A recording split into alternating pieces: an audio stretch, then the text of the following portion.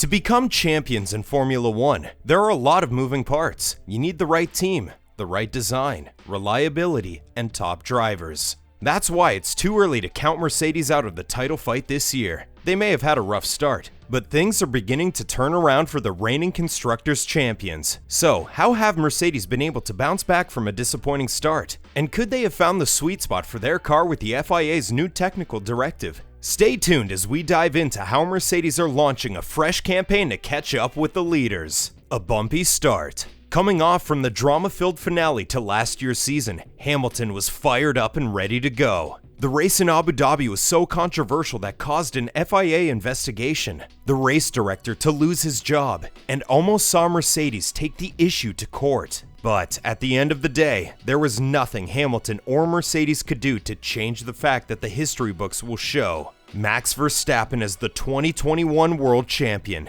It was especially crushing for Lewis, who is still chasing his 8th championship, seeing him elevated above Michael Schumacher's record 7. After months of silence, Lewis came back with a defiant message. He said, "What doesn't kill you makes you stronger. If you think what you saw at the end of the last year was my best, wait till you see this year." Hopes were high for another Hamilton and Verstappen duel in 2022, but the new regulations threw a curveball to the Silver Arrows. Big changes in the technical requirements have allowed for greater ground effect. In other words, the floor of the cars can now be modified more to generate downforce. But this was more of a curse than a blessing for Mercedes, who have struggled to maximize their performance without suffering severe porpoising, where the car shakes up and down under acceleration. These problems have been reflected in the results, with not a single win in 8 races, and where Hamilton is sometimes fighting to score a point. This is a far cry from the utterly dominant form that Mercedes have enjoyed since the start of the turbo hybrid era in 2014. Wrong way, go back. The combination of an uncomfortable and uncompetitive car with no clear solutions has stoked rumors about Hamilton's early retirement. Racing legend Jackie Stewart has advised him to retire before things get any worse. Stewart said on a podcast, "It's wiser to stop than go through all the pain of not being able to do what you did before."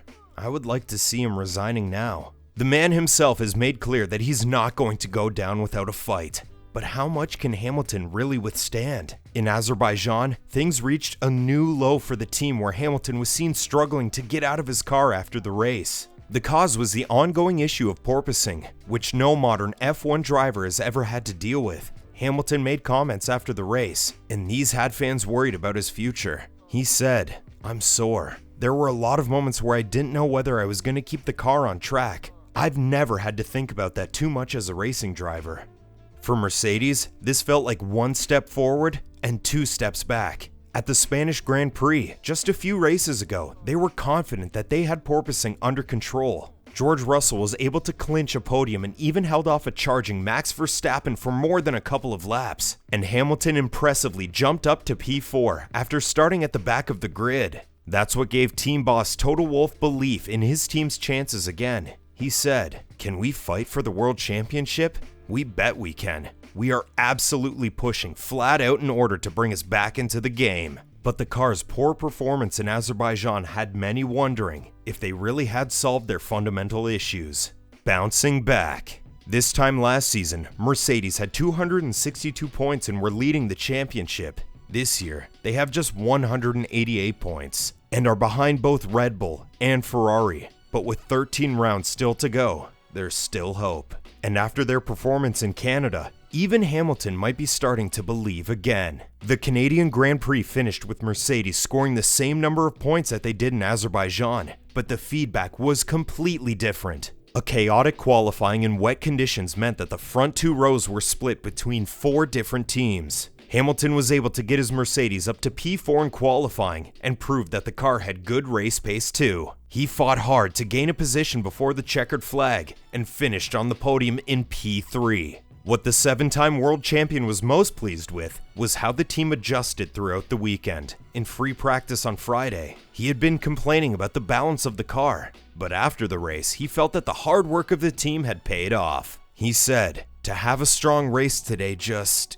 gives me so much hope and confidence that we can move forwards. There is potential in this car.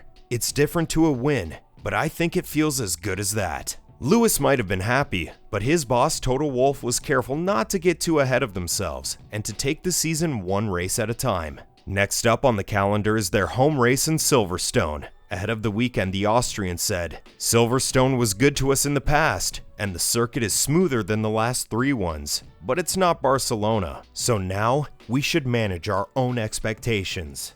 Power of equality. After a cat-and-mouse game between teams in the FIA, Red Bull and Ferrari accused Mercedes of appealing to the referee to change the rules. It's not clear if they were trying to do that, but in any case, it has worked, just not the way that they had hoped. Mercedes and other teams may have been hoping for a blanket ride height increase that would solve the issue for all teams. But instead, the FIA has announced that they will only be penalizing teams who don't have an acceptable level of vertical oscillations. In other words, cars that are bouncing too much. Red Bull advisor Helmut Marko thinks that Mercedes flew a little too close to the sun, and their plan backfired. It was more bad news for Mercedes and could leave them even further behind, but luckily, they had just installed a second stay to help stiffen their floor and minimize porpoising, which the FIA's new technical directive allowed for. This didn't go down well with the other teams. Alpine boss Otmar Safnauer said that it was against the technical regulations and that they might protest if it was used during qualifying or the race. He said, as far as the process goes, it's a technical directive, and technical directives, as we all know, aren't regulations. Other team principals also complained that these new directives are unfair because they are only designed to solve the problems of a handful of teams. Mercedes didn't end up running the second stay, but it just goes to show that we haven't heard the end of porpoising. Testing the limits. The mountain of problems that Mercedes have had means a lot of testing, and the best time to run those tests is on the track in real conditions. Hamilton has joked about his role as the guinea pig for the team this season for trying out new upgrades on the tricky W13. Early in the season, it has been mainly him who has had parts tested on his car. That's probably because they want their number one driver to enjoy any advantage that each upgrade might bring. But the downside has been a lot of stumbling and a lack of stability for Hamilton.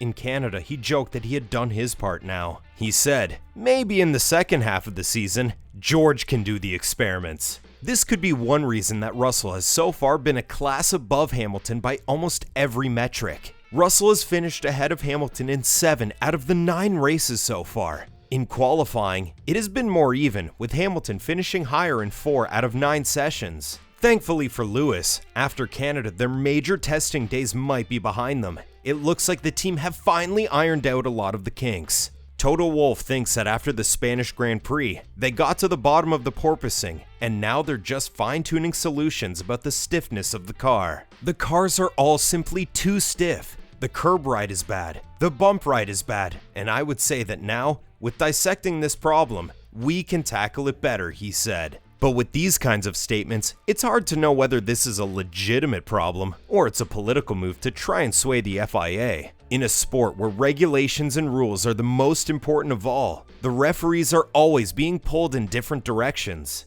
Still they rise. Mercedes have been given another boost in their championship comeback through regulations introduced last year which are designed to level the playing field. Because of the poor results that Mercedes have had this year, they've actually been given an advantage. The aerodynamic testing restrictions, or ATR for short, is a handicap system that gives teams finishing lower more time in either a wind tunnel or with computational fluid dynamics, CFD simulations. In short, that basically means that they will have extra practice to sort out their technical issues. These simulations are the closest teams get to the track for testing, and so every minute counts.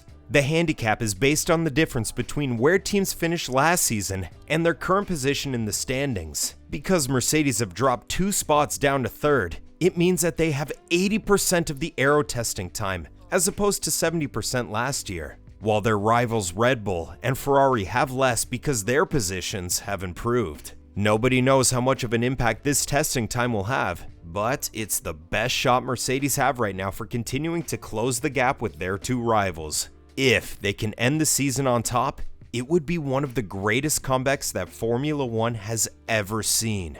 But that's a very big if. Do you think that Mercedes have what it takes to catch up to Red Bull and Ferrari? And does the new technical directive help or hurt their chances? Let us know in the comments below. Thanks for watching, and we'll see you in the next one.